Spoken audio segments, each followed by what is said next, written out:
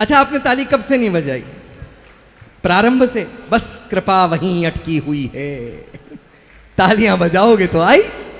अच्छा, आप देखते होंगे आजकल एक टेलीविजन पे बाबा, चमत्कारी बाबा, कहीं से कुछ भी चमत्कार आ जाता है। कहां से चमत्कार आ जाए कुछ नहीं पता। वो पिछले दिनों दिल्ली में दीपावली के दिन चल रहे थे, तो एक बाबा जी आए। अब वो बाबा जी आए तो उनका मन हुआ कि मैं देख करके आऊं कि दिल्ली दीपावली पे सजाई कैसे जाती है। वो 4 आदमी पकड़े, 4 चेले पीछे पीछे, बाबा जी आगे आगे देख रहे थे। चारों तरफ झालरें लगी हुई हैं, चारों तरफ दीप प्रज्वलित हैं, उमंग का तरंग का चारों तरफ माहौल है। लेकिन दोस्तों, एक घर बीच में ऐसा आया जिसमें ना किसी प्रकार का कोई दीप प्रज्वलित था, ना किसी अन्यत्र प्रकार का कोई प्रकाश था। तो बाबा जी वहां रुके। उन्होंने चेलों से पूछा कि ये लोग पर्व नहीं मना रहे हैं क्या? तो चेलों ने कहा कि बाबा जी हमें नहीं पता, आप स्वयं जांच करके देख लें। बाबा जी उस घर के अंदर गए तो देखा कि एक दंपति, एक पति और एक पत्नी ऐसे ही गमगीन अवस्था में बैठे हैं जैसे भाई साहब बैठे हुए थे। तो उनसे पूछा कि आप पर्व क्यों नहीं मना रहे? बोले जी हमारे विवाह को 10 वर्ष हो गए हैं और इन 10 वर्षों में हमारे यहां कोई संतान पैदा नहीं हुई, हम लोग पर्व मनाएं तो मनाएं किसके लिए? तो बाबा जी ने कहा कि इसमें दुखी होने की कोई बात नहीं है, मैं बद्रीनाथ जा रहा हूं, भगवान आदिनाथ की प्रतिमा के समक्ष दीप प्रज्वलित करूंगा। अगर अनुकंपा हुई, कृपा हुई तो आपके घर भी किलकारियां जन्म लेंगी। दोस्तों, ये कहकर के बाबा जी वहां से चले गए। 10 साल के बाद दिल्ली में बाबा जी का पुनर्आगमन हुआ तो मन में एक जिज्ञासा जागी कि जाकर के देख करके आऊं कि कुछ हुआ कि नहीं हुआ। बाबा जी उस घर के बाहर पहुंचे तो देखा कि 10-12 बच्चे खेल रहे हैं। एक बच्चे से बाबा जी ने कहा बेटा यहां पर घर था, वहां बच्चे। बोला हम पे टाइम नहीं है, मम्मी अंदर है, उनसे पूछ लो। बाबा जी अंदर गए तो देखा कि एक महिला आटा गूंथ रही है बहुत सारा। देखते ही पहचान गई, चरण छू लिए। बाबा जी अनुकंपा हो गई, कृपा हो गई, किलकारियों ने जन्म ले लिया। बाबा जी ने पूछा कितने बच्चे हो गए? बोले जी 12। बोले 10 साल में 12? बोले हाँ, 2 बार जुड़वा हो गए थे। बोले अच्छा ये बताओ तुम्हारे पति कहां हैं? बोले जी बद्रीनाथ गए हैं। बोले क्यों? बोले जी दिया बुझाने। तालियां वालियां हैं तो मिलकर के आए। हाँ, मतलब आप बजाते रहें तालियां, वरना ऐसे चुटकुले मुझे और भी आते हैं। आपका देखिए साथ होगा। मैं अभिभूत हूं, मैं पिछले साल भी यहां पर आया था, लेकिन पिछले साल ये सदन ऐसे भरा हुआ नहीं था। दोस्तों, आज आपके मन में बाबा के प्रति जो सम्मान है, मैं उस सम्मान को नमन करता हूं, आपकी आस्थाओं को नमन करता हूं, जो अपने बिस्तरों से उठकर हम बाबा के चरणों में अर्घ छेपित करने के लिए आए हैं, लाडू छेपण करने के लिए आए हैं। ईश्वर मेरा भी पुण्य आपके नाम कर दे, मैं इससे बड़ा और कोई भाव नहीं रखता। एक बार आपकी तालियां आए, मैं क्रम को आगे बढ़ाना चाहता हूं। आज किसको बुलाऊं? सर आप लोग भी तालियां वालियां बजाएं। आपको देख के ऐसा लग रहा है जैसे मंच पर गमले सजा के रख दिए गए हो। मैं क्रम को बढ़ाना चाहता हूं। पहले कवि को, ये आगे की तरफ काफी स्थान है, जो लोग पीछे हैं और जो इस कवि सम्मेलन को ऊर्जा देने वाले युवा साथी मेरे पीछे बैठे हैं, मैं चाहता हूं कि वो आगे आकर के यहां पर स्थान ले लें, ताकि आपकी ऊर्जा हमें मिलती रहे, और जो पीछे खड़े हुए हैं वो भी आगे आकर के स्थान ले लें। मैंने निवेदन करके ये यहां पर व्यवस्था करवाई है ताकि आप लोग यहां पर बैठ सकें। मैं क्रम को बढ़ाता हूं, पहले कवि को आमंत्रण देना चाहता हूं। पहला कवि वो जो जागरण का कवि है, पहला कवि वो जो आपको चेताने का कवि है। और दोस्तों, जब हम लोग बागपत और बड़ौत में कार्यक्रम करते हैं तो पहला कवि वो भी होना चाहिए जो अपने घर आंगन का तुलसा हो। तुलसी तो आपने सुनी होंगी, हम तुलसा लेके घूम रहे हैं।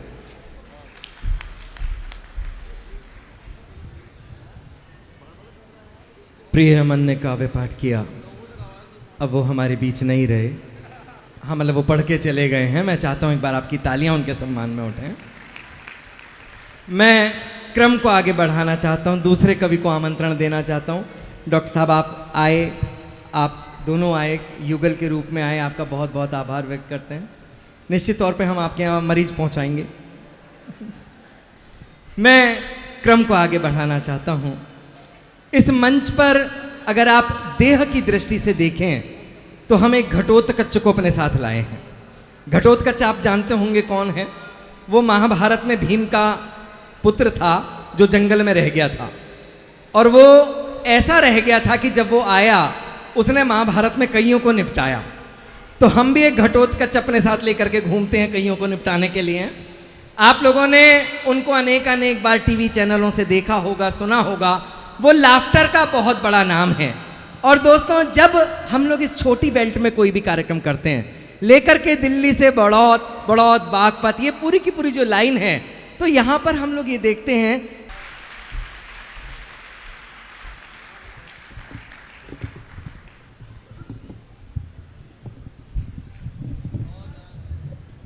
पप्पू पास, जोरदार तालियां बनती। अच्छा काव्य पाठ किया और अंत में बहुत अच्छी बात कह करके वो यहाँ से गए हैं। मैं क्रम को दोस्तों आगे बढ़ाता हूँ। आज हमारे कुनबे के एक बड़े कवि हैं हमारे इस प्रांगण में, तो उन्होंने अपनी सेवाएं भी दी हैं, डॉक्टर कमलेश जैन बसंत। पिछले दिनों तिजारा में वो थे, अब अलवर में वो वास करते हैं। और वो न केवल एक श्रेष्ठ कवि हैं, पांडित्य का भी एक बहुत बड़ा दायित्व उनके कांधों पर है। और वो अमूमन हर पर्यूषण में कुवैत में जाकर के अपनी सेवाएं जैन समाज को देते हैं। ऐसे डॉक्टर कमलेश जैन बसंत की अर्धांगिनी ममता भाभी हमारे बीच में। मैं चाहता हूं एक बार अपने स्थान पर खड़ी हों और पूरा सदन एक बार जोरदार तालियों से उनका अभिनंदन करे। आपकी पावन उपस्थिति हमारे बीच है। मैं क्रम को बढ़ाना चाहता हूं मित्रों। क्रम वहां लेकर के चलना चाहता हूं जहां श्रृंगार के गीत आप लोगों की प्रतीक्षा में हैं। वो ऐसे गीत लिखते हैं, राजस्थान की धरती से आते हैं मेघ, शाम मेघ। वो जब आपके गीत, अपने गीत आप तक पहुंचाएंगे तो आप ये कहेंगे कि वास्तव में उनके गीतों के अंदर वो चुंबकीय शक्ति है जो आप लोगों के अंतर मन से आपको खींच करके बाहर निकाल लेती है। अच्छा, आप एक चीज देखें, मैं मेरठ से, अमन जैन बड़ौद से, अनामिका भी मेरठ से, डॉक्टर प्रतीक गुप्ता मुरादनगर से, ये सारा का सारा अंचल जो है वो मेरठ का अंचल है। इनमें से एक भी कवि, एक भी कवित्री श्रृंगार नहीं लिखते। आपने कभी सोचा कि ऐसा क्यों? ये राजस्थान में रह के लिख सकते हैं, हम क्यों नहीं लिखते मेरठ वाले? आपको अगर तर्क सही लगे तो हाथ जो अब तक मौन थे उनकी गर्माहट में महसूस करना चाहता हूं तालियों के रूप में। साहब, एक तो उत्तर प्रदेश में रहते हैं, बाबा जी हमें नहीं करने देते। रहे मेरठ वाले, अगर थोड़ा सा भी प्रेम कर लेते तो नीले ड्रम में मिलते हैं। और वास्तविकता बता रहा हूं सर, बाबा जी इन दिनों ऐसा आदमी हम लोगों को मिला हुआ है उत्तर प्रदेश वालों को, जिसने वो तिलिस्म करके दिखाया। अभी 3-4 दिन पहले एक मौलाना ने बदतमीजी करी पूर्व मुख्यमंत्री की पत्नी के साथ और एक टिप्पणी करी, बड़ी वाहियात टिप्पणी करी। और उसके ऊपर पूर्व मुख्यमंत्री जब मौन रहे तब कहीं योगी जी की सरकार से आवाज आई कि अगर आप इस बदतमीज का उत्तर नहीं देना जानते तो एक बार हमें बता दें, हम इस जाहिल का उत्तर देना जानते हैं। ये उत्तर प्रदेश की सरकार है साहब। क्या परिवर्तन हम लोगों ने देखे हैं, ये परिवर्तन हम लोगों ने देखे हैं। अभी पिछले दिनों एक मुशायरा चल रहा था लखनऊ में, तो एक शायर खड़ा हुआ, उसने दुष्यंत जी की पंक्तियां पढ़ी। वो पंक्तियां थी कि रहनुमाओं की अदा पे फिदा है दुनिया, इस बहकती हुई दुनिया को संभालो यारो, और कैसे नहीं होगा आकाश में सुराग, एक पत्थर तो तबीयत से उछालो यारो, एक पत्थर तो तबीयत से। तभी एक मुल्ला जी खड़े हो गए, बोले उछाला था एक पत्थर तबीयत से, 8 लाख का चालान भेजा है बाबा जी ने, कल घर बिक रहा है, आप भी आ जाना। तो साहब, ये परिवर्तन हम लोग, और छोड़िए योगी जी को, अगर मोदी जी की तरफ जाएं, मैंने आज तक ऐसा दूरदृष्टि वाला नेता नहीं देखा अपने जीवन में। क्या कमाल की नेत्र पाए हैं साहब। पिछले दिनों वो गए जापान, आप लोगों को मालूम होगा जापान यात्राओं पर तो वो जाते ही रहते हैं, यहां कम रहते हैं, बाहर ज्यादा रहते हैं। तो यात्रा पे गए थे जापान, और भारत की उन्नति के लिए वहां से 88,000 करोड़ का लोन लाए। कितने का सर? 88,000 करोड़ का। कितने पैसे पर, कितने ब्याज पर? 0.01। कितने वर्षों के लिए? 50 वर्षों के लिए। और आपको पता है गिरवी क्या रख के आए? गीता। एक गीता रखकर 50 साल के लिए 88,000 करोड़ का लोन। अब 50 साल बाद ना देने वाला शेष, ना लेने वाला शेष, लोन चुकना नहीं है।